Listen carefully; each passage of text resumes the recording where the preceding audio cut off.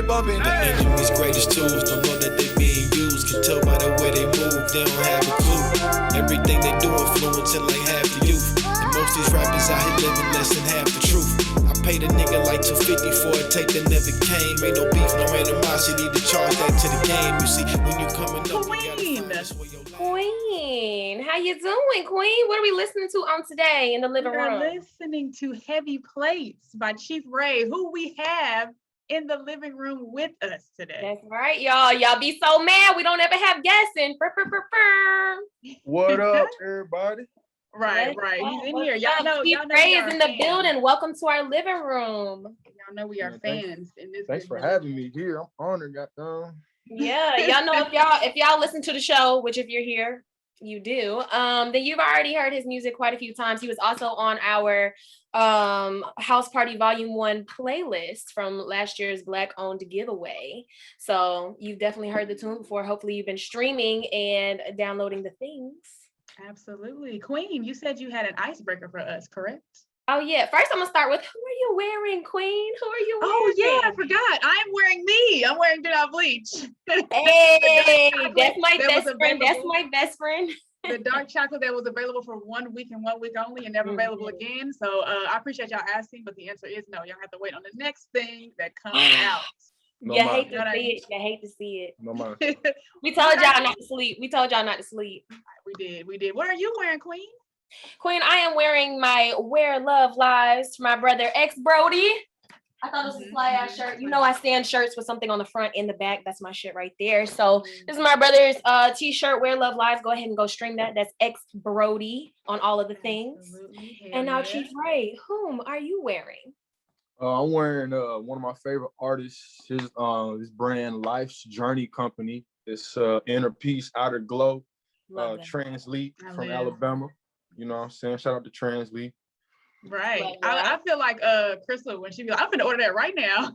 Every time you can hear them clicking. That is dope. I'm living for the yellow and I'm living for this inner peace, outer glow. Like that's a whole vibe. That's a whole message. Shout out to that whole camp, man. Yeah, it's the local support for me. Okay. All right, Queen. Hit us with this icebreaker. I can't wait. Thanks, Jill.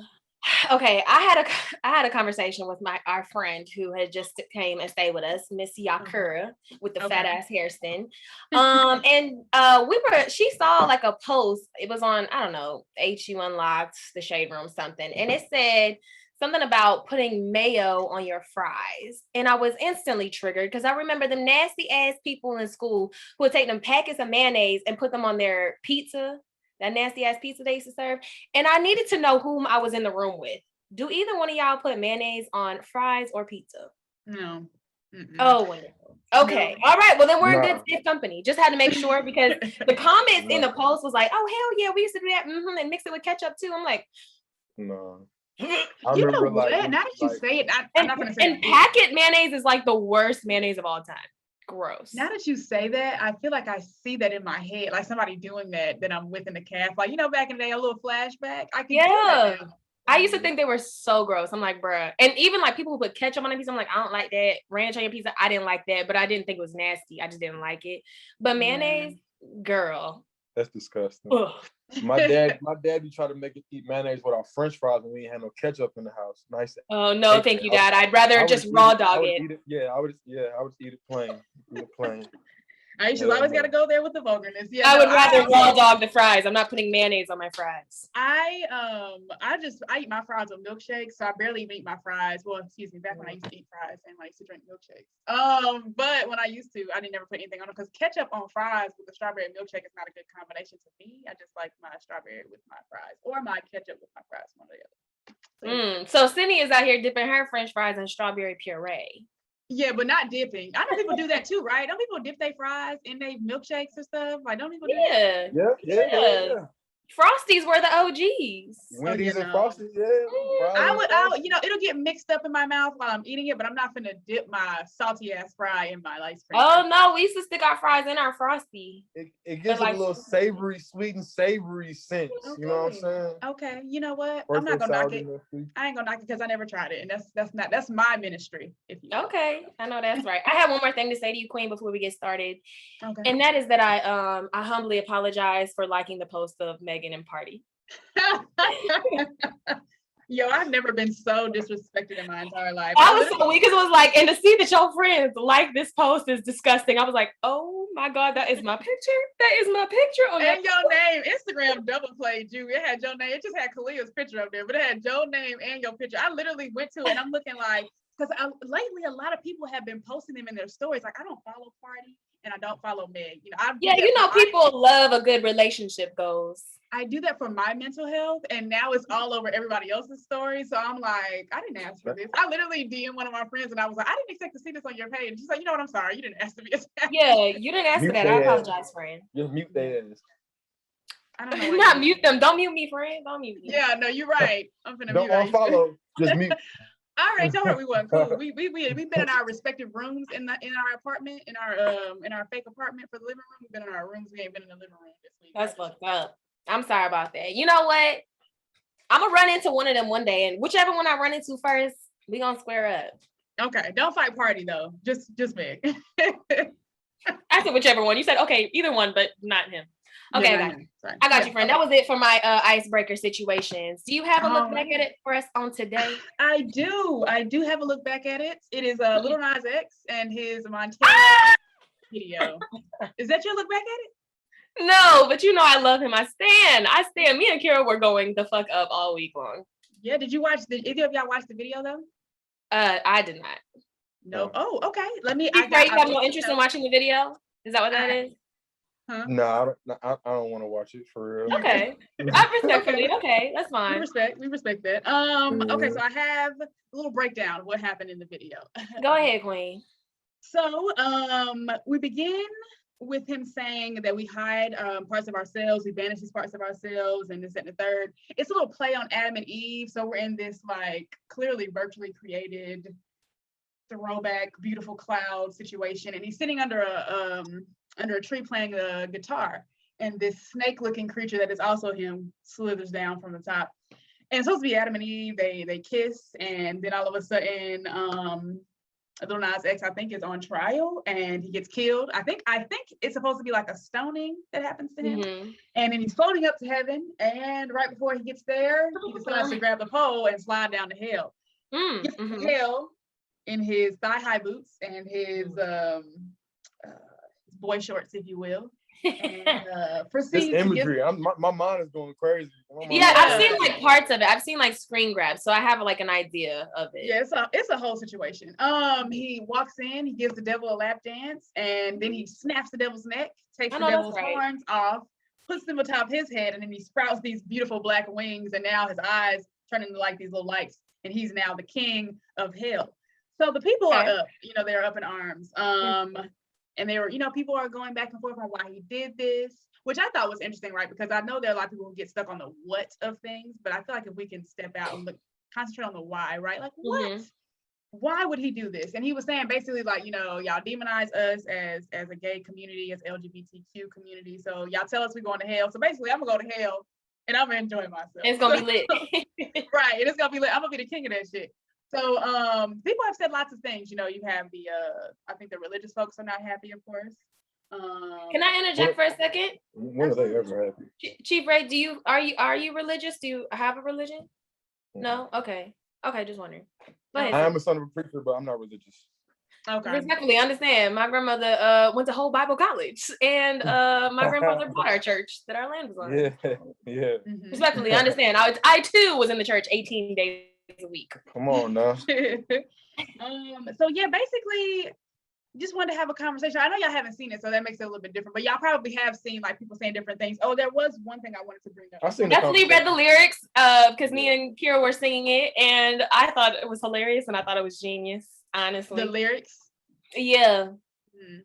What are the lyrics about? Because I feel like I'll be listening to stuff sometimes and I'll be listening to what's happening. I mean, basically we say like, I'm having fun with my friends type of thing. Hit me up whenever Eve ain't around, basically, for the on the low niggas, I guess. The trade, if you will. And then he had a line in there where he said, he wants to shoot a child in your mouth while he's riding. And me and Kira paused the song and we were like, how do you shoot a child in somebody's mouth while you riding? We're like, oh God, oh God. Like he riding like Oh my God. Yo, I thought that was the wildest bar of all time, but it's crazy because it's like, why is it so wild? Because he's gay? Because it's like, people say wilder shit all the time, but because he's gay and people don't really visualize or think about gay intercourse, like people think gay means somebody got to be bent over, that's it, period. But gay people can have sex, or gay men can have sex anyway. Straight people can have sex, period. I mean, the holes are but no pun intended, but so close. You know what I mean? So I'm like, yo, to visualize that is like wild as fuck, but it's hilarious to me because I'm like, this song, no matter who you are, no matter what you feel about the song, you ain't gonna lie to me and say the song don't ride.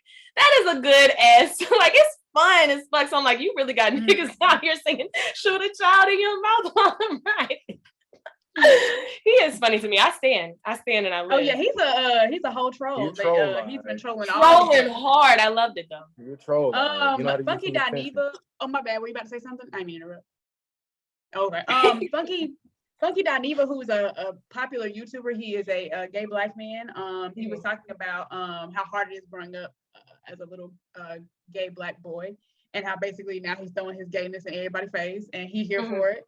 To which I was also like, because somebody was like, yeah, I wish they would have explained it before he put the video out. And I was like, I feel like it was minus the Adam and Eve thing. I will say from watching the video, I didn't get that till I heard him say it. But everything else, I was pretty like, oh, okay, he's on trial. He don't belong here. Not in heaven with us. You got to go to hell. But I'm going to go to hell, but I'm going to have a good time. Yeah. And I was like, I feel like it was pretty explanatory. And so, yeah, like I said, I'm here for it. I get that the people are upset about the devil shoes with the blood in them.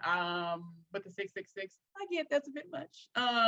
Yeah. Apparently those shoes have been pulled. No, I mean, they were sold out. It was one of those collabs where people redo Nikes and shit all the time, but it was like 1,000 were sold. Or not 1,000, 600. I think 666 were sold. And so they sold out like instantly. So people being like, they pulled it and thank God Nike won't be selling it to our children. Girl, Nike was never going to sell it to your youngins. Chillax. Yes. Unless you have $1,000 to buy them shoes, you and your youngins would have never seen them in real life. So relax. And that wasn't real. That shit is real human blood in that motherfucker. That's well, see, so this company, I forgot the name of them, but they had done this before with some Jesus Walks shoes, I think.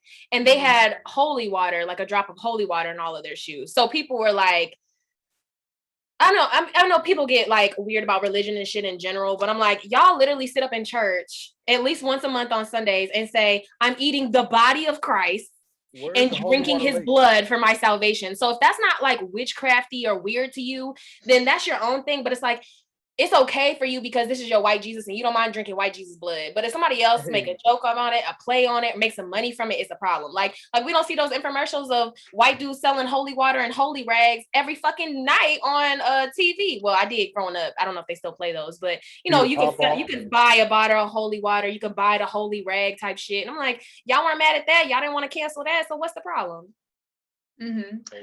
What I did want to bring up, because I forgot a point, I'm glad you said it, was the kids. The people are like, our children.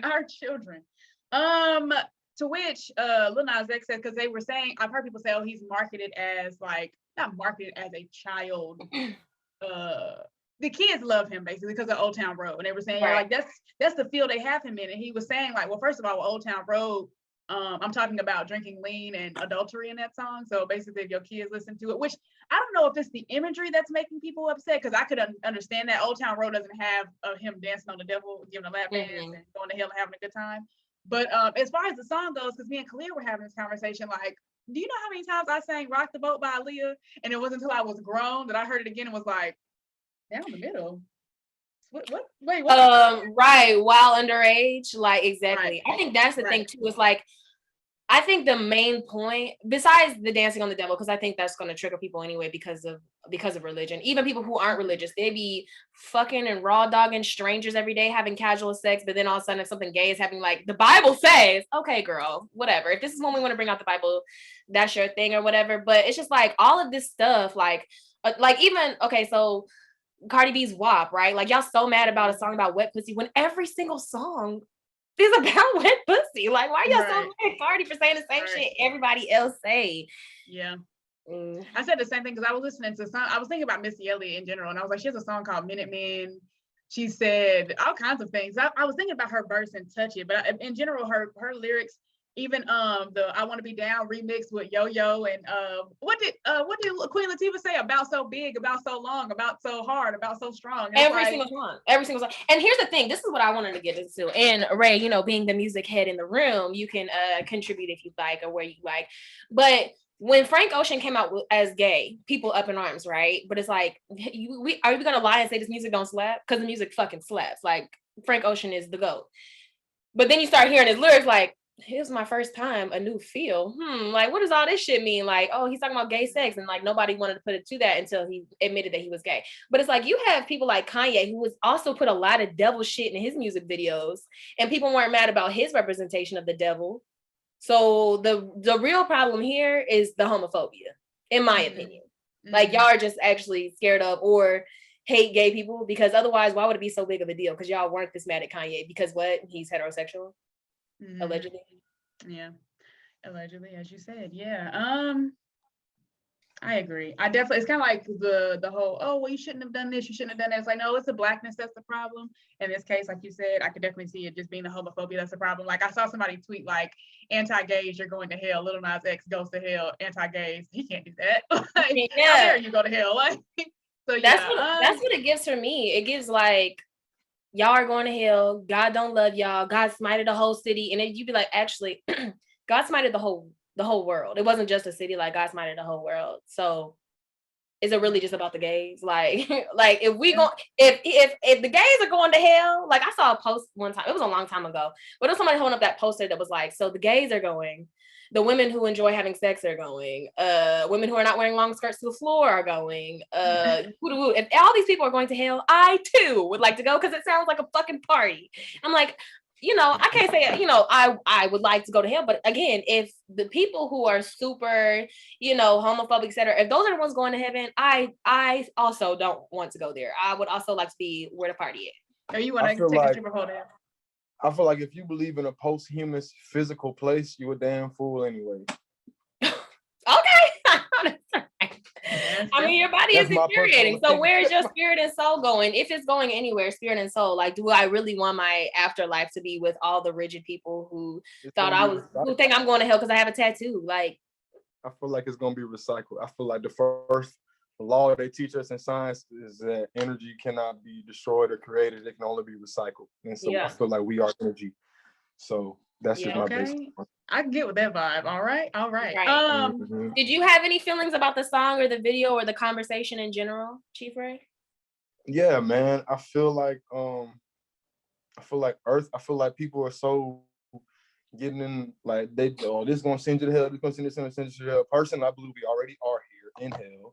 And I just made a post on my Instagram. It's funny because I just made a post on my Instagram that says, I don't believe in heaven in the sky. I believe that when you die, if you was living right, you'll gain free roam, which means that if you were living right, your energy will be able to be, you know what I'm saying, you'll be everywhere. Just like how they say nip, just like Nip Mama said, nip is everywhere with everybody. You know what I'm saying? That's what I believe, man. Yeah. So I feel like whatever you do is gonna put you in whatever reality you. So I feel like me and Sydney could both be on earth. I could be in heaven and she could be in hell. Okay, giving us the Don Miguel on what she, you know what I'm saying, based on what she got going on, based on what I got going on, we could be in the same room and I could be in heaven and she could be in hell. Yeah, I agree. I think that your heaven and hell is your mentality for sure. Yeah. All right, Queen, are you ready to present us with your look back at it? Yeah, my look back at it is a something that I really wanted to be an April Fool's joke, but is not. And it is Coach Roy Williams retiring from Chapel Hill. Okay. And yeah, we don't even have to talk about it much because I know you don't. Wait, what does that mean? I guess that means out the nose, baby. No, are you a Duke fan? Gross. Come on now. Damn. I grew up in a very house divided, as in my grandma and all of the grandkids will be in the living room watching, and she would send my grandpa down the hall to watch in the bedroom because my grandpa's a Chapel Hills fan too, but if they're playing Duke, he's like, bye girls. Get them out of here. So yeah, I've had a very house divided my whole life. So I actually have like Duke t-shirts because they're my grandpa's. But other than that, I'm like, it's no Duke for me. But yeah, Coach Roy, with his 18 seasons, which I feel like it's wild because I feel like it's literally been my whole life, but he is like 5,000 years old. So makes sense. I too would want to retire if I was 500 million years old. But with that being said, he is leaving Carolina with 485 wins to 163 losses. So shout out to the good King Roy Williams. I understand all you Dukies would love to see it because y'all think something else is gonna happen. But that is my very sad cry. No. He's definitely a legend for sure, man. Definitely. Yeah, a legend. Yeah. Carolina. You know, I'm not a sport person, so I don't have a dog in this fight. I'm sorry. Yeah, I figured you weren't gonna say much, Queen. That's why I was like, I'm just gonna mention it and we could keep it pushing. Okay, all right. Okay, well, I am sorry. I will say if I had to pick a team, it would be the Tar Heels because I like that color blue better, but that's about it. I know, that's right. When it comes to sports, people will be like, oh, you're surprisingly feminine. And I'm like, well, ask me about some sports shit. You'll know I'm so feminine then because I'll be like, who's playing who? Don't do that. Don't do that. You sound like the NCAA shitting on women's basketball.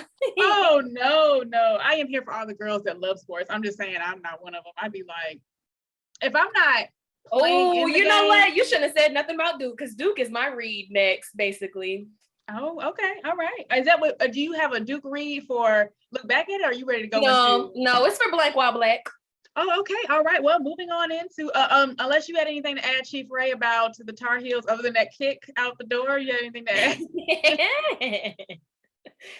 That's okay. My people gonna be on it. Just wait for it. Y'all need his at name. All right. Well then, in that case, we're moving on to Blank While Black. Queen, I know you just went, so you want me to go first? You want to kick back? I have two. Okay, then you go first and then I'll go and then we go. Okay, speaking of Duke University and Blank While Black. Uh-oh. The toxicology report of George Floyd has been posted on a Black Lives Matter or a Black History Month bulletin board on the campus, which has a handwritten note that says mix of drugs present in difficulty breathing, overdose, good man, use of false currency is a felony. So here we are. So whites think that a knee to the neck for 9 minutes is not sufficient enough to die. It obviously had to do with his overdose on methamphetamine. Why this was posted on a Black History Month bulletin board, couldn't tell you. Sounds about white. Also, here we are, a year later, right? Very, very, very tumultuous year for a lot of people. But here we are in the trial trying to get this dude, Derek Chauvin, however you say it, under the prisons. And you post at your University of Higher Learning, the toxicology report when the autopsy has been tested twice, and both have said that he died by asphyxiation, the knee to the neck. So saying that he had drugs in his system from before or had health issues or whatever the fuck, guess what? I don't think he was just going to fall over after he tried to use his fake 20 or whatever the case was and die right then on the spot if it hadn't been for a knee to the neck and also then pressing down on his back and his stomach and everything else, pressing him into the cement and into his neck, into the cement. Yeah. So what the fuck was the point of this? You can't even be goddamn dead while Black. No, and not, yeah. It's very sad. Wow. Again, I'm not surprised. We went to a white institution. We know how this goes. The people try to have a protest and y'all start calling them monkeys, and the people, want to be anonymous on the internet, calling people all kinds of things when they're just trying to protest. Which is why the coward posted it to a billboard and kept it pushing and didn't, sign his name or take pictures of him posting it. Oh yeah, it was not easy. Of all the things, I guess, college does not escape the things that can be traumatic to Black people, especially when you go to a PWI. But That's a whole. It's almost like a micro verse of what the world is when you go to a PWI. Absolutely, absolutely. Me and I used to have that conversation many a times. We actually just talked about it the other day about the anonymous page Yik Yak or whatever the fuck it was called, where they were doing protests on campus for Black Lives Matter, and it was nigger this, monkey that, woot de woot, and I'm like, don't you bitches be asking me for scantrons in class? How the fuck dare y'all get on here on this anonymous app? Because y'all better be glad you anonymous and I don't know how to find your IP addresses, because I'll come whoop your ass. IP address. I've just been slapping random white people that look racist. I'm like, yeah, this literally it made me it literally made me so like cringe to walk around campus and not know who said it or who feels that way. And of course, towards the end of our college experience, we got to the Donald Trump things, right? So it was like I came in voting for Barack Obama as my first time getting to vote, and then leaving watching Trump flags fly all over campus. And it was like, I remember getting on the bus the next day and seeing all this, like any Black person I saw, I just wanted to start crying. Like I was so devastated all day and so devastated for my people. Like, and all of my people, right? You know, queer people, Black people, minority people, you know, poor people, etc. Like I was just like, I felt for everybody on campus who was not heterosexual white. That was a solemn day because I went to HBCU. I went to Alabama A&M, HBCU. First HBCU established by a freed slave. But it was a solemn day on campus. It was we had all these watch parties and everything. So like, I was in SGA. So we in student hall. We had this big watch party going on. I went to bed. I already knew things were looking bleak. I went to bed. The numbers were coming in. Like people started sitting down. People started like getting quiet. Watching the TV. And then that was like when everybody left, like nobody was saying nothing. People just walked out the student center, just was leaving, like heads down. Woke up the next morning, it felt like a dream. It was a weird feeling. I remember because I had I was doing Black Studies at that point, so I had one of my African American Studies class, and the professor walked in as a Black woman, and you could just tell, like, she never comes in because you know Black Studies that class be lit. Everybody Black in the class, we have to be. It's like a family reunion. She comes in, everybody's just like, "You okay, sis?" And she has a daughter. She's talking about how she's gonna explain this to her kids. It was rough. It's interesting. That's like how you were saying earlier, like things being a microcosm. Like it's interesting. That was just another example of having to just continue on like everything is normal when you got all this shit hovering over your spirit. You know what I'm saying? And we have to do that a lot. So yeah, wow. My heart goes out to the people that are still at PWIs, including Duke, because I know Black people probably was looking at that and are traumatized in one way or another. So the saga continues, I guess. Girls, go to HBCUs. If I knew what I knew now, I would have went to HBCU too. So yeah. It's all good. They brainwashed us in high school and made us think like HBCUs was bad. Yes, they like did. A&T, like what I know about A&T now, I did not think that way about A&T my senior year of high school. My senior year of high school, A&T was like, A&T? Why would I go to A&T? Right, you know what I'm saying? Yeah. I felt the exact same way.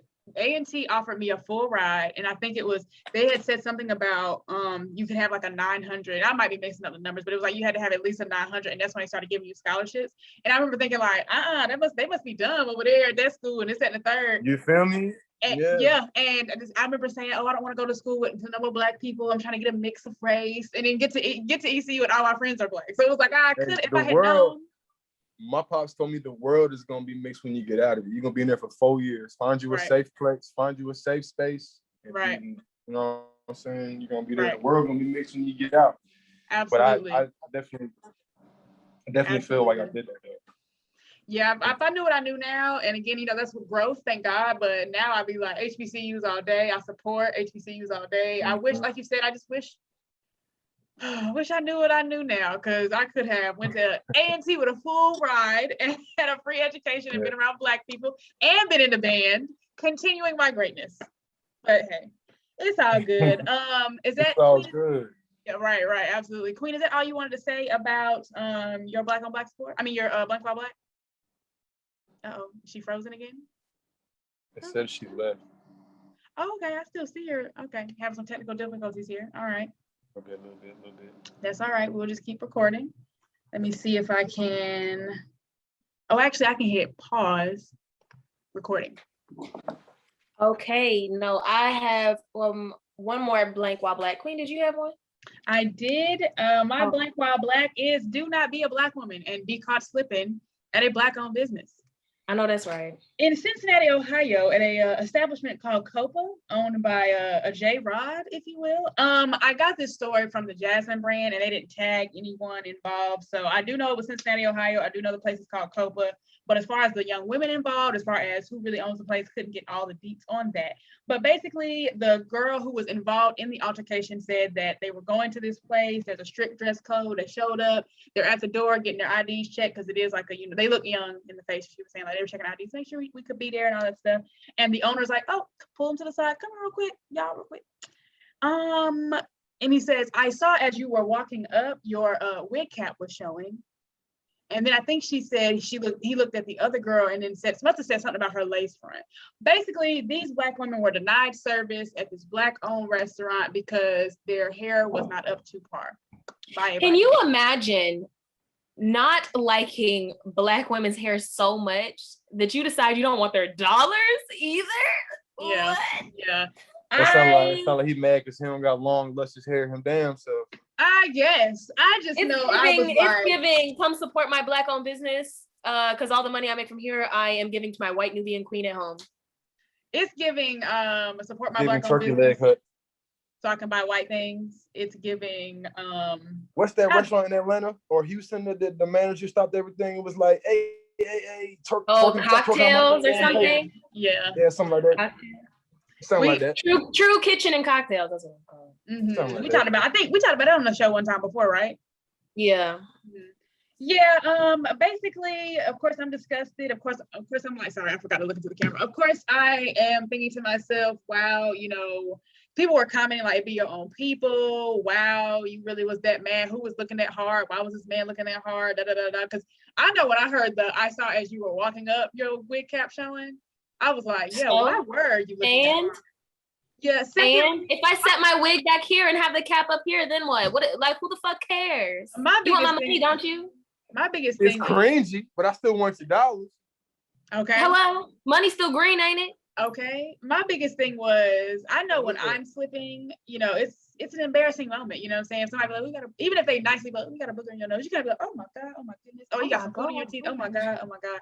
So I'm like, I can't imagine if they were anything like me, what those two women must have felt like for this man to be like, first of all, I'm already gonna point out this flaw on you. Your wig cap showing and your lace front is terrible.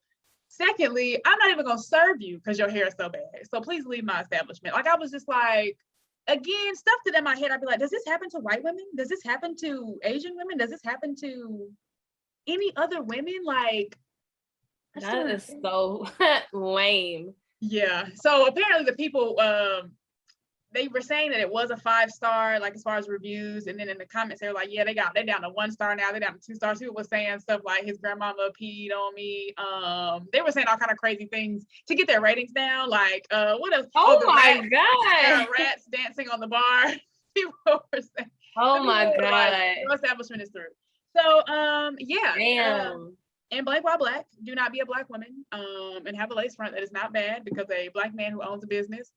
And I saw the video. The women who were like, the girls were like, this is my cousin, this is how her hair look, this is my other cousin, this is how her hair look. Both the girls look good. Like one of them was like the wind was blowing. So like, the underneath back of her cap was showing. The other one was like, he could see the screen door, if you will, on her part. And that was the problem. But it's like, have you ever heard of Black women? Have you ever heard of protective styles? Like, is this the first day you've ever been around a Black woman in your life? Like, who the fuck cares? They came to patronize your establishment during a global panini press, and you're bothered by their hair. Like, you don't want money that bad. What a cornball. Yeah, it was trash. Of course, I was disgusted because anytime my Black queens get discriminated against, like in my head, I'm just like, you went out of your way, got over all these obstacles to own this Black business, and decided to yourself, let me find a way to discriminate against my own community. Like, it's just, like you said, it's corny, it's whack. And again, it's like what Kalia be saying, you really Black owned is not enough to make me patronize. You got to be Black centered. You have to be Black loving. Hello. Because the people will definitely try to exploit that Black-owned business shit and then treat you. Yeah, 100%. Support me. I have a Black-owned business, and then take all that money that they earn and only buy Louis Vuitton. They ain't buying no other Black businesses. They're not supporting them. They're not shouting them out. Even the free 99 shit, it's free to support. It's free to repost. It's free to tell your friends about it. But y'all taking all them dollars that you get from Black people and only supporting white shit or only supporting shit that actually oppresses us. It's like, see, you saying you Black-owned, as much as I go out my way to support Black-owned businesses in as many areas as I can, if I find out you want some fuck shit, you're not getting my support just because you're Black, period. Yeah, absolutely.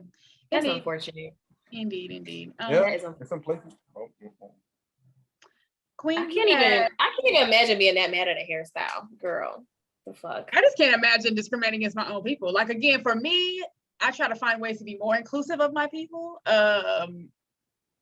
Try to get people a seat at the table who haven't had one, which is why I should share my towel story when I just went to towel. Okay, yes. Maybe later. Maybe next week. Okay. All right. So this week, my other blank while Black is try not to work at your job during a global panini press when there are racist white women who suck Black dick who come in to patronize the business. Now, this is about a woman in New York City who went to a bakery. I guess her croissants weren't ready on time because the cashier said that he couldn't serve her if she wasn't wearing a mask, which has been the rule for the last 365 days, almost everywhere. Indeed. This woman, standing with, I believe, at least 2 of her biracial children, called this Black man, "Can you not serve me because you're a bitch ass nigger?" And goes on to defend herself by saying, "I grew up in the era of hip hop. Y'all wouldn't have a problem if I was a Black woman saying nigger. So I don't see what the problem is." Then she posted on her Instagram, "You can't be racist if you have Black children," posting a picture with her poor, unfortunate Black children, #women for Trump. Ooh, did you really say #women for Trump? Abso-fucking-lutely, with her Trump t-shirt on. Oh my. You know what's funny? She said, I think. Okay. I was gonna say, I think it's funny that she said, "Y'all wouldn't have a problem with this if I was a Black woman. So what's the problem?" That's the problem. Therein lies the problem, Susie. They don't call her Bakery Betsy. Sis is on the fucking loose, girl. Bakery Bethany. You said, "What is the problem?" after naming said problem. Bakery Beth. Woo! And then she says, "My daughter's father is Black," and he says it no problem around them. It doesn't matter if my daughters hear it. Again, the problem is, think your Caucasian mother call someone a bitch ass nigger because you can't get your goddamn croissant. Yeah, and also I think she's still not acknowledging that everybody that she keeps bringing up is Black. Like, your kids are also Black, ma'am. You just aren't. Like, it reminds me of Beauty Shop when she's like, "I didn't know you could say the N-word on the radio." She said, "She can. You just can't." Like, that's it, sis. That's all there is to it. No, it doesn't matter. Like you said, it doesn't matter if you're sleeping. She really, and that's another thing that's always so funny about these. "Oh, but I'm not racist," or "Oh, I can say it, I can use it." She pulled the same thing Danny Lay pulled. I'm with a whole chocolate man. My husband is Black. My kids are Black. Why can't I say the N-word? That's it. You said it. And that's you know who else had Black children and were still racist? Slave masters. So this rhetoric of "I cannot be racist because I suck and swallow Black dick, I push out Black children, I cannot be racist" is tired. You're done hearing it. Finished. Throw it in the bag. White people who like Black people or like their dick at least, we're tired of hearing it. It's not a good excuse. Doesn't make you Black. Doesn't bring you in our community. Doesn't make you an advocate. Doesn't make you an ally. We're done. Okay. Yes. We don't want to hear that excuse anymore. Racist. We don't want to hear the excuse anymore that you have Black children, so you're not racist when you just call someone a bitch ass nigger because they didn't give you a fucking croissant because you're not wearing a mask. Everyone else in the building was wearing a mask except for her and her children. And in lies more privilege there. She said, and so they said, so she was interviewed by the news and asked basically if she would do anything different. And she said, "I wouldn't have said it as loud publicly as I did." Yeah, she put "Lolly Mimi." Ooh, I wouldn't have said it publicly as loud so nobody else could hear me. Wow. You know what? That reminds me of, I don't know if y'all saw the interviews of the people that were like, "Oh, how do you feel about the people that just, attacked the Capitol?" We were doing our duty. We were doing our patriotic duty. It's like, y'all don't see one of the bitches hollered out, "It's a revolution!" Right, absolutely. What the hell? And they just killed another cop at the Capitol the other day. Done ran a damn car through a barricade and apparently shot a cop at the Capitol. They had shut down Washington, D.C. again the other day. And I said, listen, Cracker Jack's on the loose. You gotta reel them in. You gotta reel them in. This is what you get for telling them they got all this freedom in the world when we already know as our government, we don't even have that much freedom. Like, let's keep it a buck. Okay, absolutely. Now I interrupted you earlier, Chief Raye. Is there anything else you wanted to add? No, I would just saying The bakery bits. Yeah, Bakery Beth, man. Like she think that just because we like Black people can't be racist. So just we tell you you can't use that word. Like racism is to hate somebody and to be able to stop them from doing something. Not just hating somebody for their color. Yeah. Absolutely. And not just hating them because you ain't get your goddamn croissant. Yeah, racism is I have the ability to hate you and get in your way of some shit. Yeah, absolutely. You know what I'm saying? I can't get in the way of no white man from wanting to get no loan from no bank. He can get in the way from me. Okay. I almost can respect the white racists who don't have any quote unquote mixes in their family or don't have sex with Black people. I can almost respect them more than I can the white women who will lay down like Black toys men. To them. Who will lay down Black men and fetishize them, their dick sizes and everything else, and then still contribute to their demise and contribute to their oppression. Yeah, it's absolutely. Very tiring. I'm like, girl, maybe you would have got more respect if you had a white husband and white children, but you having Black children is extremely embarrassing. Like, I feel so embarrassed for them that you're their mother. And I know they say God don't make no mistakes, but somehow she got pregnant, so. Oh man! All right. Is that? You said that was your last support. Yeah, that is it. Are we then ready to move into Say What Now, which I actually have one for once. Oh, okay, yeah, you never had one, so that's lit. Go ahead, Queen. What you got for Say What Now? My Say What Now, aka sounds about light skin privileged. I want to shout out Jessica Haynes, our roomie Jessica Haynes, for sending us this. So Rob Berman, who was former host of Morning Bull Show, compared skin tones of Black women to toaster settings. I saw this. Yeah, she did say that. He said that he would never go as dark, if you will, or he would never go as far as a Serena Williams, but a Halle Berry. And didn't he say as low as? I think he used the term as low as in one of his things too. Like, I would never go as low as Serena Williams. I would never go as low as a Gayle King. Yeah, something probably. You're not surprising. And one more thing, was he Black or white, or did it say? He's white. At least from what I saw, the picture I saw was a white man. So I'm hoping that was him, and I'm not wrong. But Halle Berry came out, was not with shit. She called his remarks disgusting. She said that all Black women are beautiful, and she said to get the fuck out of here with that. Right, because first of all, who said that Gayle King, Serena Williams, or Halle Berry would ever be checking for your ass? Who the fuck cares if I'm on your level? You're not on mine, girl. Fuck is you talking about? Right. You would never be able to have a chance to cough in my direction. Okay, but so it actually wasn't him that I wanted to talk about. I wanted to bring that up to give context, because it was actually Lisa Raye, whom is light skinned, who has the light skin privilege that I would like to talk about. Right. So Lisa Raye is on a show, Cocktails and Queens. She co-hosts that with Claudia Jordan, Selena, whose last name I did not look up, that's my bad, and my good sis, what is her name? That's what an M, I think. From Vivica A. Fox. That's what I was looking for. And our good sister. And they're on there, and Lisa Raye is like, he can't have a preference. Like, I can say, I don't want a mocha latte. I can say I want a caramel latte. I can't, you know what I'm saying? And so then Selena is like, not the same, girl. Not the same. But I actually wanted to bring up Dr. Ibram Kendi's teachings on racism, right? So what's different is that he was the first person to say that a Black person actually can be racist. And he brought up different kinds of racism. And so he was saying that to say that Black people can't be racist is a racist statement in and of itself, because you are assuming they have no power. And in some instances, Black people do have power. And when we say Black people can't be racist, what we do is we then almost within our own community. Yes, that's exactly what I was about to say. Okay. He was saying when you say that, because he was talking about this mayor somewhere or some government official somewhere who was racist against his own people and put in these racist policies that literally negatively affected Black people. And so he was saying, but if we sit back saying that Black people can't be racist, then that means that we will overlook things like that, right? Or kind of like the situation with the guy we just talked about at the restaurant. That was hair racism, if you will. It was feature racism, if you will. And so in this case with Selena, she was saying like, girl, it's different when you do it. To which I'm saying, to be a dark-skinned woman, it does not matter if you are a light-skinned woman oppressing Black people, or oppressing dark-skinned women or dark-skinned people, or you are a white person oppressing dark-skinned people.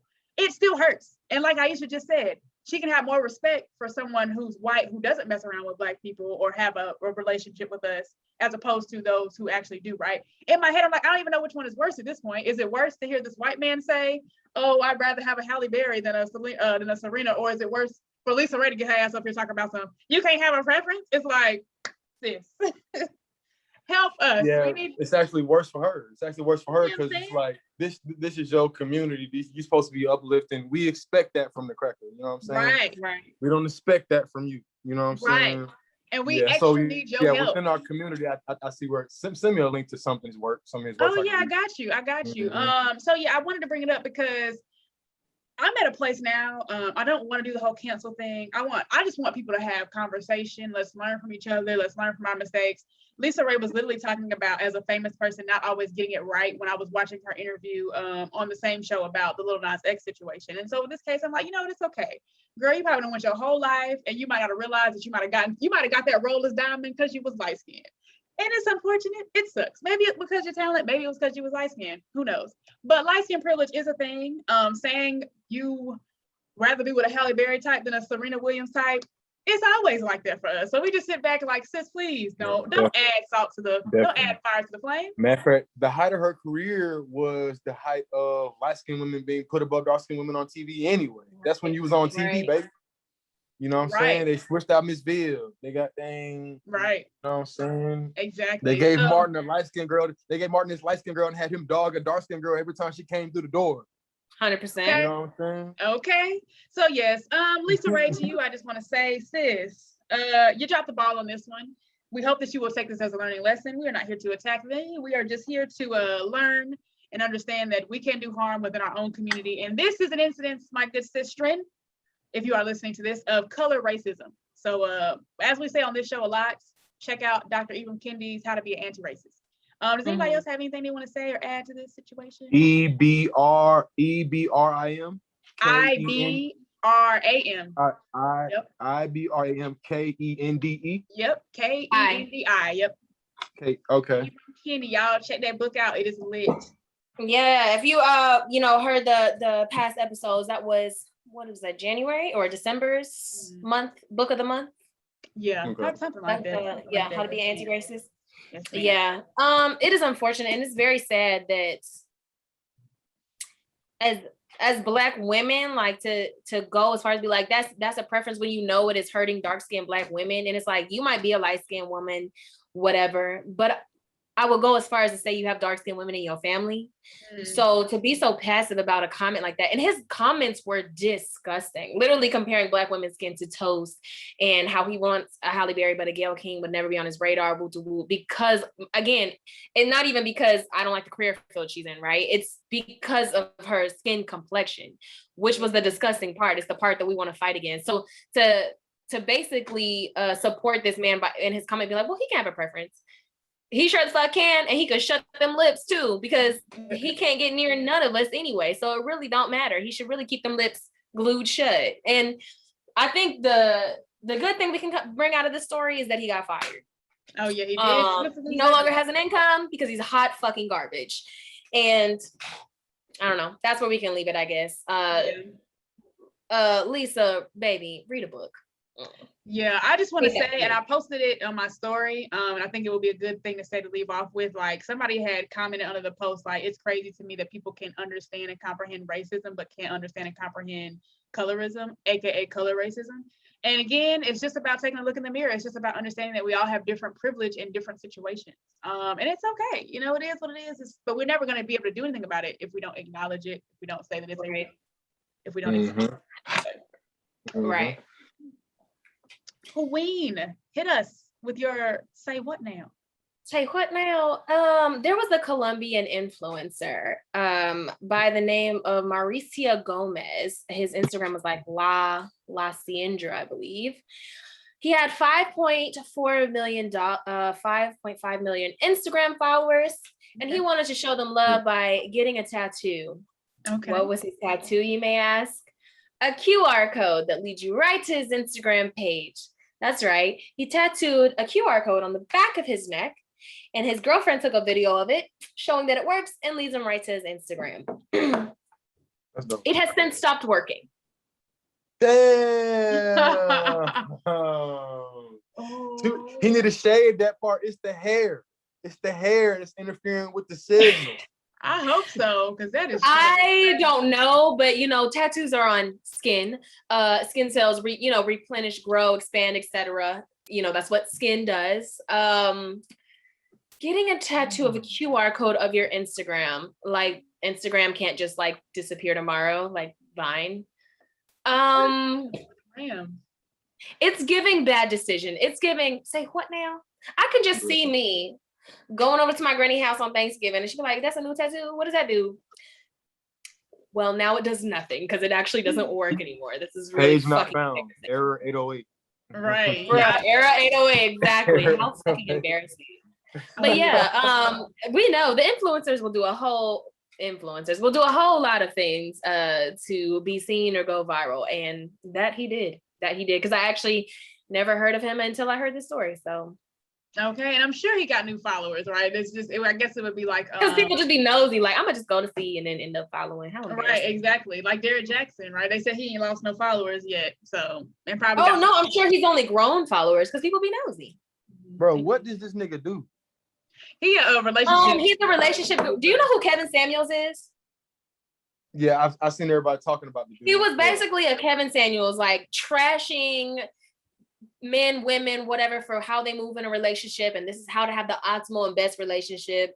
And then came to the World Wide Web to tell us all that he cheated on his wife, had her looking like a dust bucket over there, looking like she was in the sixth ad and shut in, and just embarrassed himself. But not only did he make the video with his wife, right, holding her hand for dear life to admit his wrongdoings, he then got in the car immediately off the couch and made a reaction video to the video he had just made with his wife. That's psychotic. Yeah. And wait, and talked about himself in third person. Yeah, that's what I was about to say. And talked about, he was literally like if you were looking at the video, like, yeah, I can see that they really care about each other. Derrick is sincere in his apology. Because I didn't watch it. I just listened to some YouTubers that I like talk about it, and they played it, and I was like, yo, no, that shit is really weird. It was so cringy. But then his wife went to the World Wide Web to tell us why she was wearing a bonnet for this confessional video with her husband. She was like, y'all see, you would have to listen to the whole thing because it gives very, very church in the South. But it was like, y'all see a bonnet, I see a helmet of salvation. Y'all come to me with gossip, and I come to you with the gospel. It was a whole. That wasn't a parody. That she actually no, that was real. No, that was her real bonnet. That was left the living room. Black people will run when they laugh. I'm dead. What? No, that was real. Yeah, no, I honestly, when I first started watching, I'm like, oh, she about to bust out laughing. She never bursted out laughing. She was really praying for dear life, but staring us in our eyeballs on the internet. Yeah, it was. The videos were like. Do y'all remember Hot Damn My Rock? Hot Damn My Rock. Hot Damn My Rock. He would always have these videos on Instagram talking about him and his stories with these girls. He was like one of the first niggas to go viral on YouTube, one of the first YouTubers. I have no idea. All right, so he made this video. One of his last videos was his friend died, and he recorded himself at the gravesite crying. Oh, okay. Yeah, I just feel like when you try to act like you're trying, that's psychotic to me, bro. Yeah. It is very, it's so narcissistic. Like he's obviously a true narcissist. Like his woman was giving oppressed to the max, foot under the heel of being a good Christian wife, right? Like why wasn't his I just have to forgive my man because I made vows of like I'm gonna stay by him through good or bad. It's like, well, girl, if he broke his vows, why do you still have to keep yours? I'm confusion. I guess I don't really understand marriage. I also don't want to be in one. So I'll be like, y'all do what y'all want to do. It just looks really dumb when you be like, well, I made a vow before God that I would X, Y, and Z. Okay, but he already didn't. So doesn't that make that null and void? I agree. Which makes me think of my sex expectation question. But that's if we're ready to move on. Oh, sex expectation. I got one more comment. What's up? I just want to say I hate them Instagram relationship niggas. We can move on forward now. Oh yeah, I do too. But I'm also like more like private in general. But yeah, people were like these super duper, even celebrities who like, you know, Danny Lay, for example. Oh my god, so obsessed, love this nigga so much. Woo de woo, and then y'all broke up 2 weeks later. It's cringy. I don't even want to know if y'all together, separate. Like, just leave us out of it. Just make your music, post that, and keep it pushing. Because the problem is, y'all put all this shit on the internet, and then you get mad when people want to be like, bitch, why you with him? You know he cheat. You know he X, Y, Z. You should have just kept that shit to yourself, and you wouldn't have to listen to everybody's opinions about your relationship. Absolutely. YouTube couples can't stand that shit. Yeah, they be like, they be doing pranks on each other that would literally have your ass beat in my house. And I don't, you know, I'm not gonna condone hitting your nigga, but if my nigga did any of that shit that they be doing on YouTube to their significant other, it's a punch in the throat for me because I just need some really bad ones. Anyway, we can move on. Okay. All right. I'm just trying to think. When do y'all actually live your life? Okay, I'm sorry. When do y'all you actually good? live You life? good? And you feel you got to vent. I feel you. We're happy that you came to the living room to vent with us. Yeah, I'd be like, when do y'all actually live a real life? Right. They'd be like, I'm gonna surprise her with breakfast in bed. How are you surprising me with breakfast in bed if you're recording me, girl? This is cringy. I have my bonnet on. You got 3 shots. I have my helmet of salvation on, and you're recording me with my pancakes. You got 3 shots. You saw me put the camera by the bed, by the foot of the bed, and you saw the one in my hand. Right. Yeah. But it's a surprise though. But it's not scripted though. Mm-hmm. It's a surprise though. Indeed. So cringy. So cringy. Alrighty then. In that case, we are moving on to sex expectations. Queen, do you have a question for us? I have one. Okay, I'll take that as a yes. My question is yeah, go ahead. You go first. Is this a sexual question or a relationship question? A relationship question. Just popped up in my head while we were talking. Okay. Is there such a thing, or do you believe in respectful cheating? Oh, I saw this and I saved this too, but I wasn't going to bring it up. Chief Raye, why don't you go first? Well, Cindy, explain what respectful cheating is. Explain what the girl. So according to our good sister, I think Megan from Bad Girls Club, I think that's who said it. Yeah. He was saying like basically everything is what is she? I wish I knew the exact words she said. Everything is work outable. That's what she said. Except for my man being gay, except for my man getting somebody pregnant, and except for my man giving me an STD. My man can cheat on me respectfully, which I think by her definition meant cheating on me without me finding out, which would be, I feel like, classified as an open relationship if women didn't feel a need to be faithful to men who weren't faithful to them, and vice versa. But she didn't qualify it as that. Sis gave me, I'm gonna be monogamous, even though my man ain't, but just to let me find out. That's what she gave. That's what was giving. So yes, in that case, now that I have explained it, do y'all believe in Megan's cheating respectfully? No, that's some bullshit. That's what I If your girl gave you you can cheat on me, but don't embarrass me, don't let the internet find out, whatever, you would be cool with that or no? No? No, I'm not fucking nobody else. Yeah. I agree. Look at you, a wholesome good man in our living room. Thank God. There is one left. I'm not taking no pass. Nah, and Chief Raye are the only wholesome people left in the world. Okay, you said you wouldn't take no pass. Why wouldn't you take pass? Because if I decided to be with you, I'll be with you. Okay, I got you. Is it really because you're afraid she would cheat back? Because I feel like that's why most dudes would say that. No, I'm not afraid. I'm not afraid about that. I just feel like a relationship between two people is really sacred to me outside of Christianity, outside of religion. So I feel like when I tell somebody I'm gonna be with somebody, that's who I'm gonna be with. All right now. Well, come on now. I'm here for that. I didn't think there was no men left like that in this world.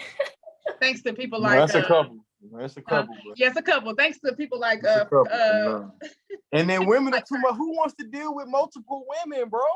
Like, come on, bro. Like, women are a lot of work.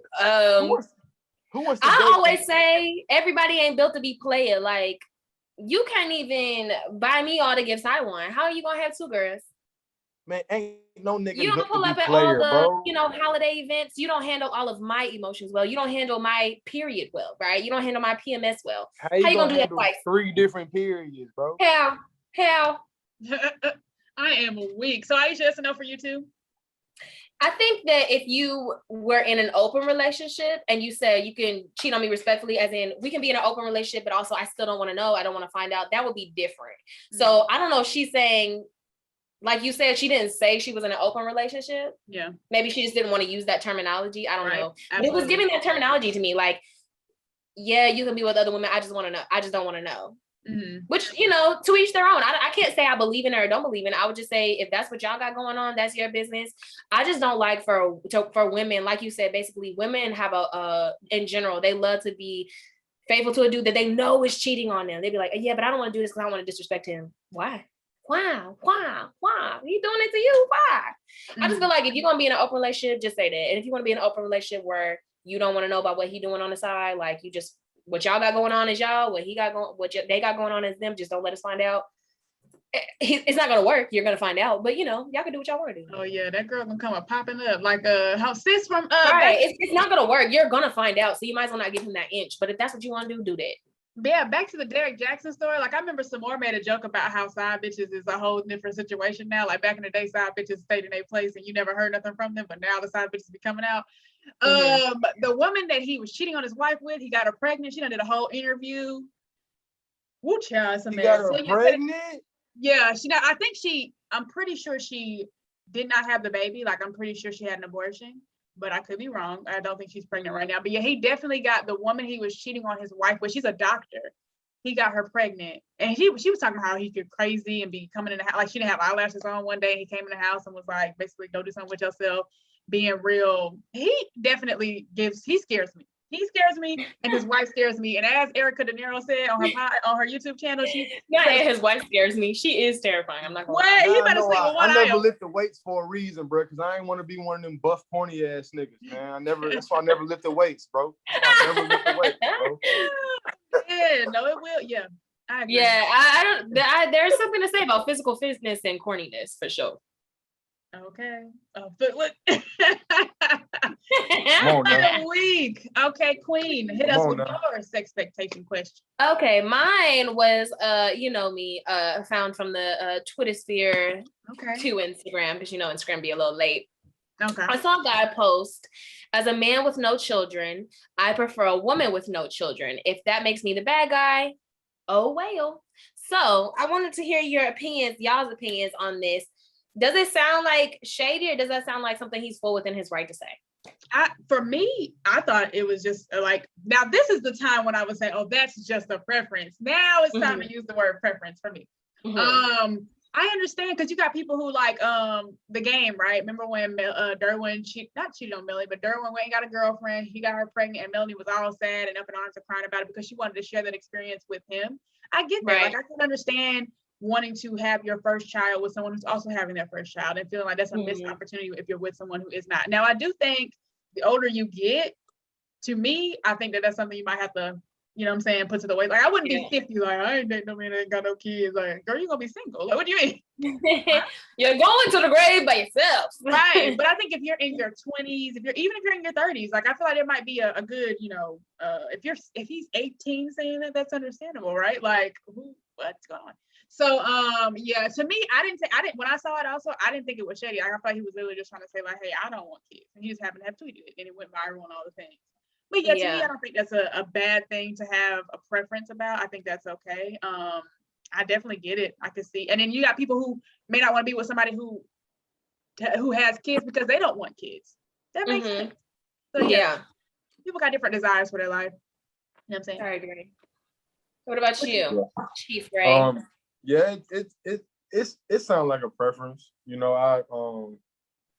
but you never know who you're gonna meet. Like that same, I wouldn't have said it out loud. Like, who cares, bro? Like, you know what I'm saying? Like, who gives a fuck that you don't want to date nobody with no kids? Just go find somebody with no motherfucking kids. You know what I'm saying? Yeah. But it's definitely a preference, and But he don't know who he gonna meet along his little journey. Yeah, I think the issue, well, for one, I don't know who specifically said it. Like, I couldn't tell you if this was a young guy, old guy, or whatever the fuck, or if he was in a relationship and he was just tweeting what was on his mind, right? Who knows? But I agree. I think that it's like, I would never date no short nigga. You don't, the love of your life could be a short nigga. You know what I'm saying? Like, when you start saying like what you want, you're gonna have God laughing at you real hard. God gonna be like, girl, you tried it. Anyways, your husband is short and broke.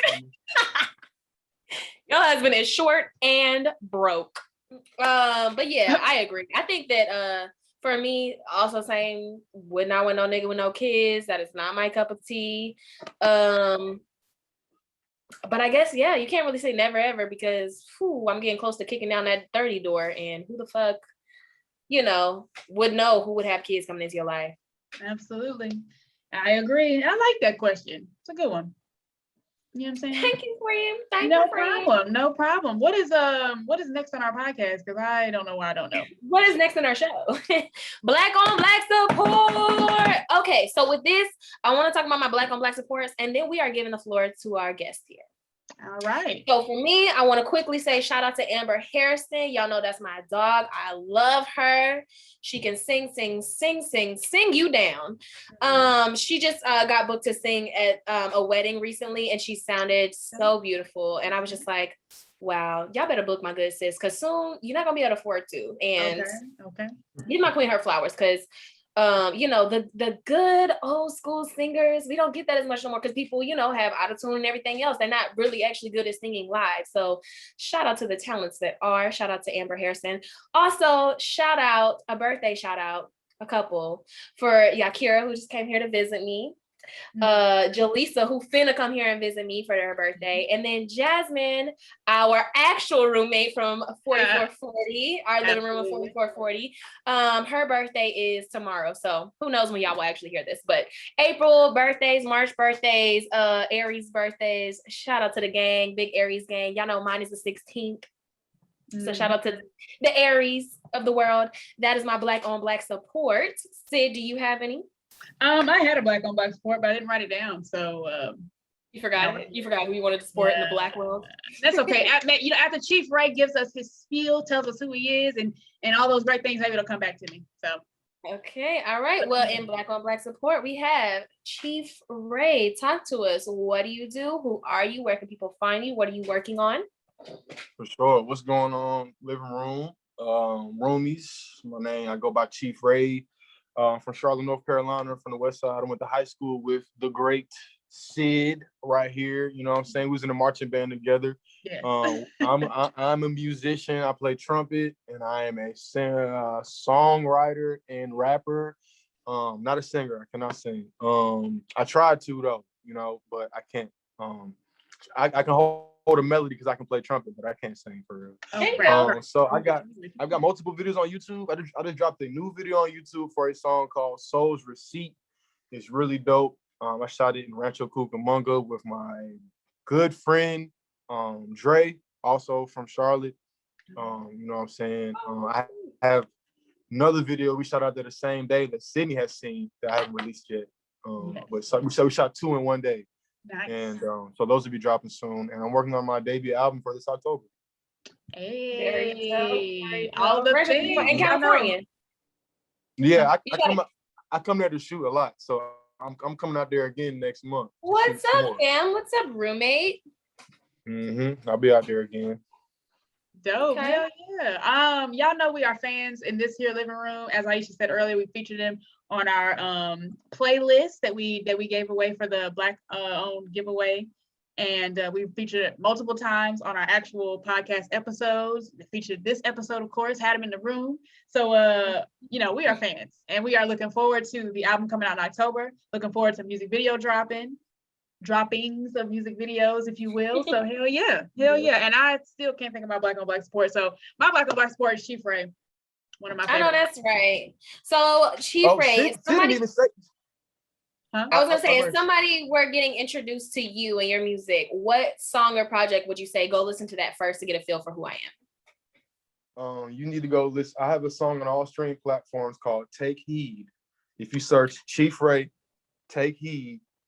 That is a song that when I decided to take rap music seriously and started to listen to my inner self more and my inner child more and start to go where I felt like the universe was leading me, that song came out of that feeling. And that so the chorus is like, Spirit told me quit my job, Spirit told me don't you worry, nigga, put your faith in God, Spirit told me press the gas, Spirit told me keep it solid, nigga, know they on your ass. So like just listening to the inner to your inner self more and moving with that. So take heed, definitely check that out. Yeah, for sure. Okay, dope.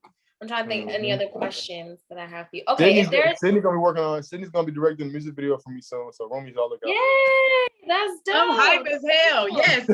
Literally, we were talking about it earlier. Finally, all my parts are here. Y'all know how I have been waiting to do the film things. I'm super excited to work with Chief Raye specifically. So hell yes, y'all look out for. When are y'all working on that? And we're starting this month. So like home. Yeah, so we doing big things. Right, so we got walkthroughs and shit, you know what I'm saying? So we starting this month. Okay, I like it's gonna be a whole little production. Yes, absolutely. You know we're gonna be talking about it on the living room. So I'm really excited to see what you guys put together. My good queen, Sid the Great, doesn't fail with the visuals. So I'm excited to see this. Oh, thanks. Never. You know, I do what I can. Never. But I did, while we're here, depending if we have time, I don't know where we are in our time. But hey, y'all love us, so y'all will stick around. I feel like a great time to talk about the rap situation. How I originally hit up Chief Raye about coming on the podcast episode was there was a guy talking about people rapping slave master lyrics, slave-ish lyrics in rap. And Chief Raye was like, I got good stuff to say about this. So yeah, just wanted to talk about what good stuff do you have to say? Because the music you make, I feel like is different from what he was talking about in that video, right? And I feel like what we say, and I feel like even listening to you talk about what take heed means to you and listening to your inner child, listening to your inner self, it just sounds like it's on a different wave path, if you will. So and does that kind of go into what you think about when you make your music, like making something that kind of like if you're rapping, it's almost as if you're saying an affirmation and putting out lyrics that aren't a negative affirmation on people, you know what I'm saying? Does that make sense? No, for sure. So like to me, songs are spells. So like you can be a good wizard or a bad wizard. You can play both sides. I like that. I'm a good wizard. So I'm not gonna make nothing that I might have fun sometimes, but I'm not gonna make nothing that my grandkids can't listen to and take something from after I'm gone. Right. Hell yeah. I can't. I can't. That's you know super what I'm saying? dope. So I'm really particular about the little challenges and all this stuff too, because I feel like a lot of that stuff be rituals. And you gotta listen to the lyrics that these people are doing these challenges to. Like everybody's so mad about Lil Nas shit, but the beatbox challenge, do you hear what that nigga saying in that song? Hello. Exactly. I literally had that same conversation. I had this conversation with someone who he's an A&R for like a very big artist. And I had posted like listening to the song, the Lil Nas song Montero. And he was like, oh my God, that song. I'm like, what? The song slapped. And he's like, yeah, but have you seen the video? Like, so evil, whatever. And I was like, your artist makes worse shit than this all the time, talking about killing other people, talking about killing people's kids, their grannies, whatever the fuck, if they owe them for some grams or whatever the fuck, talking about killing yourselves and just fuck going to therapy. I'm going to drink lean instead until I die. So no, I don't care about Lil Nas fucking the devil. And he was like, oh, okay. Yeah, oh, okay. Well, y'all listen to the worst lyrics all of the fucking time. Accountability. And worst videos. Got him, spot him, is talking about riding around, literally beatbox is when like you shoot someone and they're like coughing up blood, basically. That's the beatbox. Oh my. His chopper makes some beatbox. That's what he's talking about. So how the fuck could I be mad about a nigga wearing stripper boots? How? That's crazy. I haven't heard the song. I be off the internet. He little nigga from Florida just dropped some song that's going viral right now, talking about some who I smoke, and then who I smoke, and talking about who they killed. Yeah. You know what I'm saying? Yeah. And I ain't like, gonna hold you. I be listening to all them spells because I be listening to that what city said on the way to Trader Joe's. Talking about killing niggas on the way to Trader Joe's to get my organic things. You know what I'm saying? But yeah, as far as music being spelled and music being powerful and music had like the lyrics, are important. It's all about taking it in with a grain. You know what I'm saying? So like there are some people who I will not listen to, or I will find certain songs that I can listen to by them and listen to them and just stay away from others, because even when like I'll tell my friends sometimes, every music is a vibration. So like my boy RJ, Sydney know RJ, sometimes he get on my nerves. We'll be riding in the morning and he'll turn this highly syncopated music on early in the morning, talking about some shit. I'm like, bro, this is how you want your brain to wake up this morning, bro? Right. And he be like, man, this nigga cares. I've always been on that goddamn shit. Listen, bro, turn that shit off and let's listen to something with some binaural, you know what I'm saying, sounds in it this morning to wake us up the right way, you know what I'm saying? But I be trying to, because it's important, man, because and people wonder why they're so depressed, and they wonder why they can't be at home by themselves and just hang out with themselves. Because you're listening to this music that has you saying in your head, kill, death, drink, lean. And you think you can just listen to that and then separate that from you moving out here mentally? No, bro. You can't. Oh, I'm just listening to the beat. No, you listening to the beat, all right. Right. And them lyrics is going in subconsciously. I'll be thinking about that all the time. And I'm very happy that I can listen to your music and not be like, let me turn this off. I didn't know, because I'm in a place right now where I'm literally trying, and you know, it's easier said than done, but like literally trying to filter out the things I watch, the things I listen to, because I agree with you 100%.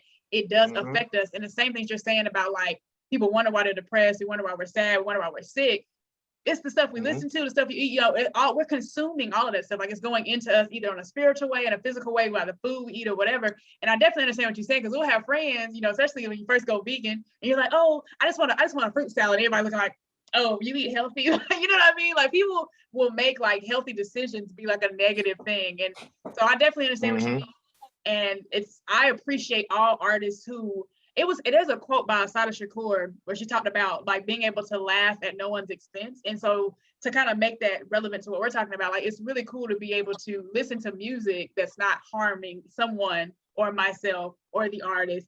And it's cool to be able to, like, it's like, let's make money off this, but let's not do harm to make that money, if that makes sense. And it's so unfortunate, because we seem like we live in a time where the people who do the most damage are the ones that are the most famous, the richest, the most popular, right? Like I saw the other day, and I know the stuff about Nicki Minaj right now is alleged, right? The harassment of her ex-husband's rape victim. But it's like, I saw the other day that she just broke the record. She just beat Drake for some kind of record. And I'm just like, yo, if this is true, she just keep on climbing. It's like the people who do the most damage, be it actually in their music or what they've done with the money that they've made from their music or any other kind of thing they do, whether they're actors or producers or whatever. It just seems like those are the people who are the most famous and the most, you know, the most popular. And so I'm happy to be able to support somebody who makes music that is not doing harm to me on a soul level. So. There's a really good series on YouTube. If y'all ever heard of the rap group Arrested Development, it's like a classic group from the 90s.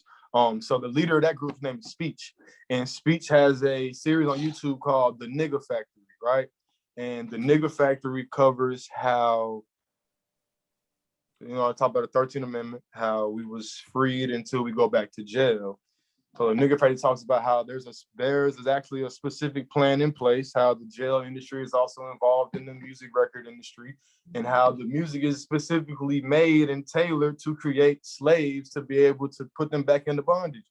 So it's like niggas are really being hypnotized to live a certain lifestyle that will put them in a place where these crackers want you to be.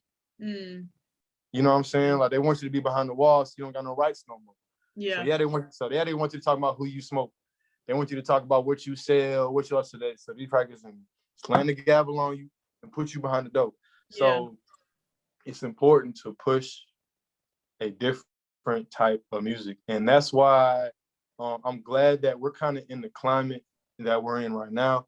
Everybody's feeling like they want to be conscious now, and they want to like add value to society. So like music, like my music is becoming a little bit more marketable than it was, because when I was in college, so like I wasn't planning on going serious with music until after I finished school, because I was like, niggas don't want to hear this shit. Niggas don't want to hear me talk about this, bro. Let me just get my job. I'm a good musician. I make cool music, but cool, it's not going nowhere. Let me just But then when Trump got in office and the conversation started coming back up again. It was like more like how I say this, intellectual people start having a whole bunch of intellectual masturbation sessions, and you know what I'm saying, all that kind of stuff going on. So I feel like my perspective was actually becoming even more relevant today than I feel like it would be then. So it's definitely a plan in the music industry, but I feel like it can't last forever, because even the big artists in the industry, like you've seen a couple sporadic people who have went viral and got famous in the last couple of years, like who's the guy that did Worth It? Who's the guy that sang the light-skinned dude always doing light-skinned shit? The Weeknd? Worth It. Not The Weeknd. Anderson .Paak? That's the only light-skinned person I can think of right now. Nah. Can you sing this song or something? I'm trying to figure out what you're talking about. Hold on. I was singing. Don't look it up like they do in the living room. I mean, like they do on the read. Hey, we like that sometimes. I will give you the world, baby girl. You just got. Michael Osiris. So Osiris. So these niggas get into the industry and they're realizing what it is, and then they come back to social media and wanting to be true, and then they're getting blackballed. So it's like, you don't hear much about him no more. His music is slowly fading out because this nigga. And then I like him. NLE Chopper, he just got hemmed up for something. Yeah. After this big transition out of this thug life, how all of a sudden he's now hemmed up by the law. I thought that was so they want to weird. push no more. Yeah. You know what I'm saying?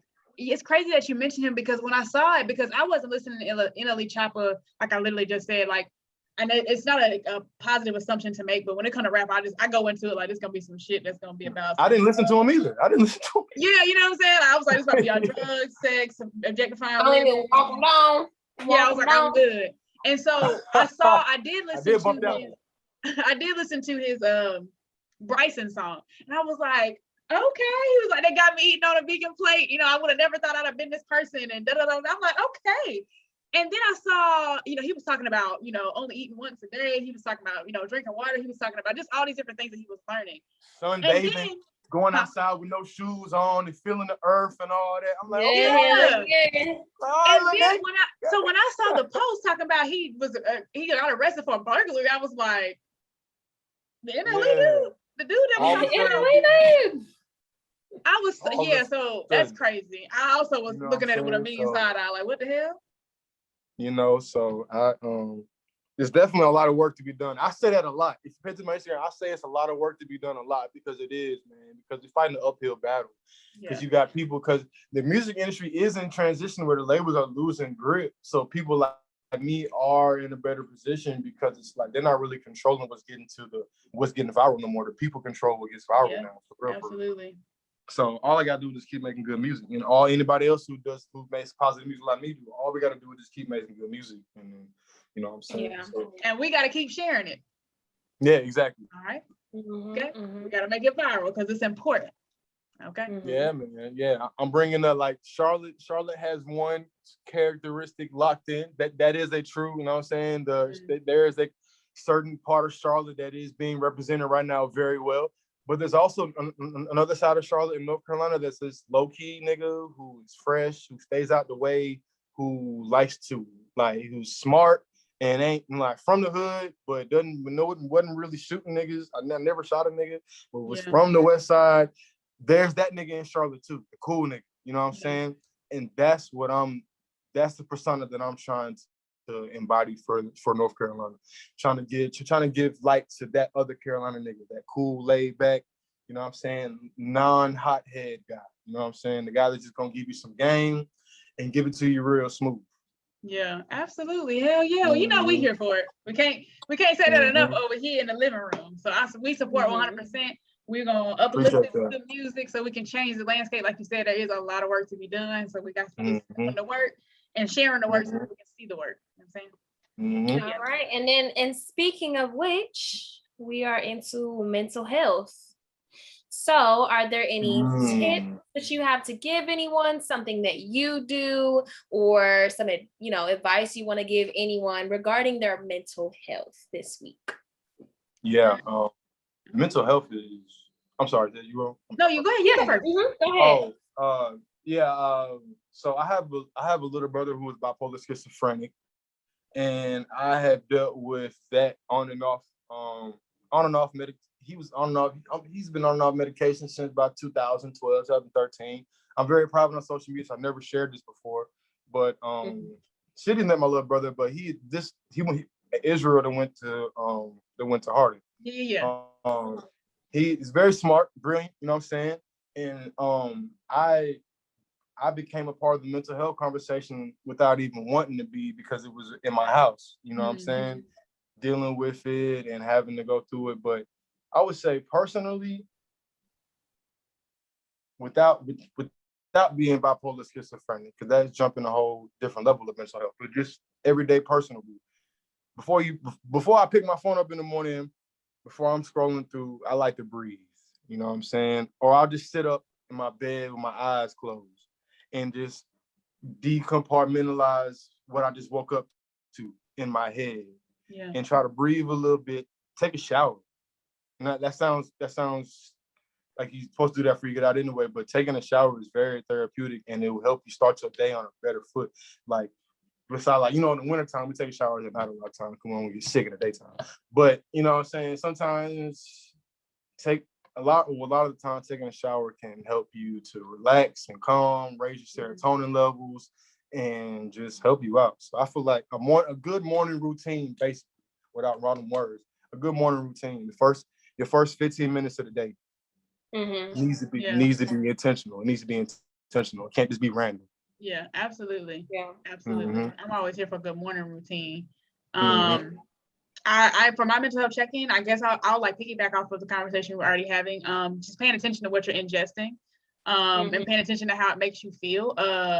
Your food even, right? Like, so many people have food sensitivities and don't know it because they're just not paying attention. Like, again, we go from thing to thing to thing, and we're always rushing from that thing, and I don't know how often we're being present. And so if you can really, like, I ate this, how do I feel? I'm listening to this, how do I feel? I watched that, how did I feel?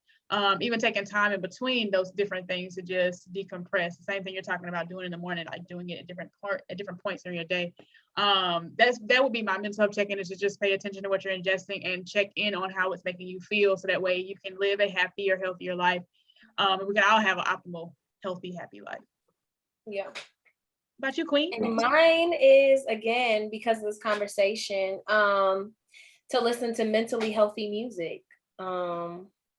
Listen to things that inspire you and have a positive effect on you. So I will put to the side my Trap God 3 a few times a week to listen to some more mentally healthy music to prepare me for my day. Y'all know I stand being in a good, healthy place and trying not to let like negative things like get into me, because I respond to it very easily. I'm very sensitive. So listen to things that set you in a positive state. Like, we don't always gotta measure out our baking soda and shoot niggas in the face. Okay. Absolutely. Absolutely. And in that case, y'all know how we like to end our podcast. We like to give y'all an affirmation. I guess my mental health was my affirmation, in saying check in with yourself is my affirmation. Queen? My affirmation is for people like me, we need this. You are a good plant mom. Period, Pooh. Y'all been seeing how my family's growing out here. You know what I'm saying? I don't know if y'all can see it in here. I got some plants all around. I'm a good plant mom in this bitch. You feel me? So whatever you want to speak life into and believe in yourself for, you are all there. That's my affirmation for you this week. You good plant mom. Your whole computer? Daddies. I sure did. Y'all had to see this one. It's a new one.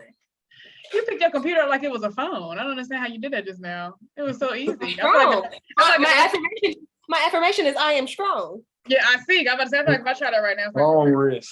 Right. And Chief Raye, do you have an affirmation for our roomies? I am so happy and grateful now. Oh, yes. I like that. Say that to yourself. Here for it. Gratitude. I am so happy and grateful. I'm happy I'm grateful. I'm a good plant mom. I'm a good plant dad. I am checking in with myself. Absolutely. That's a good combination, y'all. Hell yeah, we did that. Come on. Yeah, we did that. And with that being said, we thank y'all for being here with us today in the living room. We thank y'all for checking in. We thank y'all for coming back week after week, or 2 week after 2 week, or month after month. Well, we don't get these things out as we should. And so with that being said, I have been Sid the Great. We want y'all to vibe out to some Chief Raye, and they gonna sign off, of course, too, but vibe out to that good music. And y'all go ahead, Chief Raye. I said go ahead. You gotta say something too. Yeah. Oh, me? Yeah. Oh man, first of all, thank y'all for having me on here. Living room, you know what I'm saying, roomies, make sure y'all stay tapped in with everything I got going on. I am inconsistent on Instagram, but do follow me because I do post, you know. And look out for all these. I have a lot of music videos dropping this summer. Really every 2 weeks until it gets hot, you'll see a new Chief Raye video. So just be on the lookout. The next one is dropping in 5 days. So let's do it. You know what I'm saying? Follow me on Instagram at Big Chief Raye. I don't have a Twitter. So Instagram, and make sure y'all follow the living room and follow Aisha and follow Sid, man. Absolutely. Thank you. And Aisha, take these people out of here as you always do in your signature way. All right, y'all. We about to vibe out to some more Chief Raye. I have been Aisha Damali, and we're gonna give you a good old kick like Chief Raye did earlier. Get the fuck out of our living room. Peace. Gotta find this way your lane and stay up in that motherfucker. Now I'm gone so long, ain't seen him in so long. With it chill out Janae, she got tats up her arm when she talk like a song. If you be about it, be about it. Cause all them demons in the past, they come and see about you. We ain't talking change no more. I'm tryna let that change shit go. Could give a fuck about it.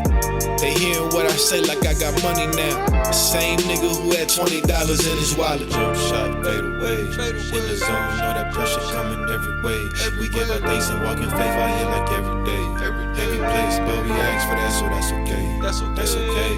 Jump shot, fade away. In the zone, know that pressure coming every way. We give our thanks and walk in faith out here like every day. Every place, but we ask for that, so that's okay. Yeah, they got it bumping from the broken concrete that my sister dribbled. Yeah, we did it for the kids that aspired to riddles. Hard times never caught us crippled. We double back and just tried to make it triple. I pray they never forget you.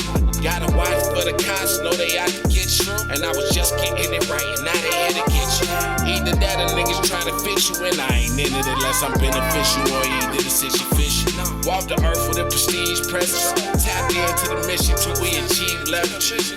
Labels asking me what I need, nigga, like they ass gon' bleed with you. But I done seen niggas no snitching.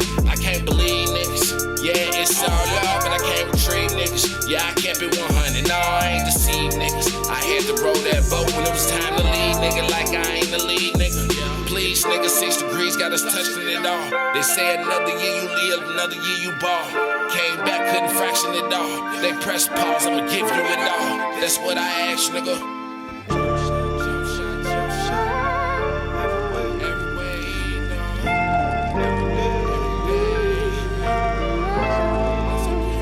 Got it bumping. Now, before you start your journey, you should know you might not come back.